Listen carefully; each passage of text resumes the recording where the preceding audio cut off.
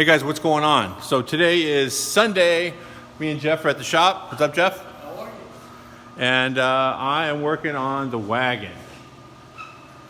I decided that I worked hard on customers' cars all week, and this thing's actually turnkey. You hop in there, step on the pedal, turn the key, fire it up, and drive it. But still needs some more work to finish up, but it's coming right along.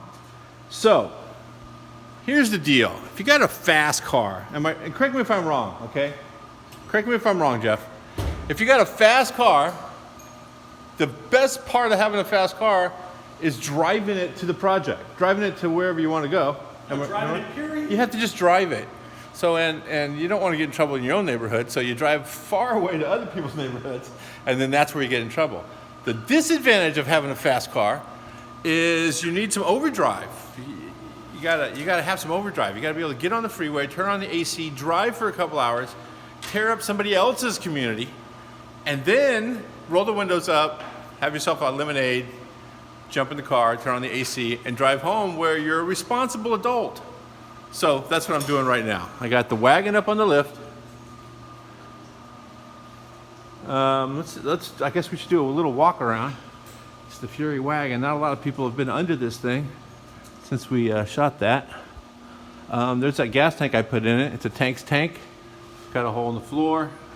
In the back that was rusted out anyway. I guess Frank at South Bay 4x4 did axles and seals in this thing for me because they were shooting out. There's that homemade exhaust. You can tell I put this stuff on probably less than a year ago, and you can tell how filthy it is. I drive the wheels off this thing. But the other day, I'm surfing high and low. I decide that I want to do an overdrive.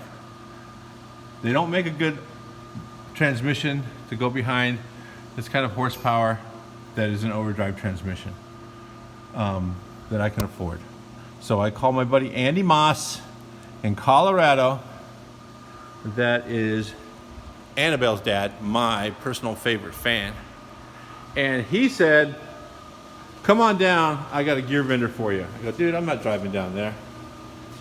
And he said, all right, I'll mail it to you. So he mailed me a gear vendor, did me a great deal. And so now it's getting ready to go in. I also went online and I found a used transmission for super inexpensive. I got the whole 727 with a tail housing. That all by itself costs more than, well, it costs a lot. It costs more money than I wanted to spend. However, I've ended up with a gear vendor that's functional with the wiring harness and the controller and everything, the tail housing, the special bolt, the coupler, all that stuff. The stupid coupler is $200. The tail housing is $650 online. Transmission over there I can clean up. I'm going to put this tail housing on it, put this transmission on there, and sell it. And then Steve Dulcich, I called him to ask him some Mopar questions because he is the Mopar guru.